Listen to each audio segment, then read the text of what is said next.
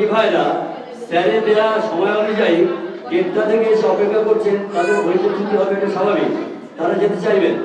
যারা দেরিতে আছেন তাদের কাছে অনুরোধ বারে বারে বলি, আপনারা চিঠির সময় অনুযায়ী আসবেন, যাতে আমরা সভাটা সময় মতো শুরু করতে পারলে সবার জন্য সুবিধা হয়।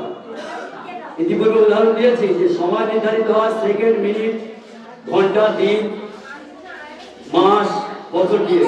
তো উদাহরণ দিলে মানে অনেক উদাহরণ আছে। একটা বছরকে কি কষ্ট, একটা মেধাবী ছাত্র যদি কোনোভাবে অ্যাক্সিডেন্টে তার একটা বছর মানে অফ হয়ে যায়, পরীক্ষা দিতে পারলো না, যে কি কষ্টে কাটে সে জানে। এক বছর সময় অতিক্রান্ত করা কত কষ্ট, একটা মাস কি কষ্ট।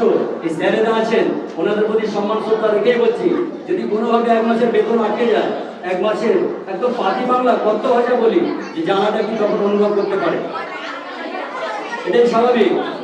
আর বেশি উদাহরণ দিলাম না, প্রতিটা মানে সেকেন্ডেরও মূল্য আছে।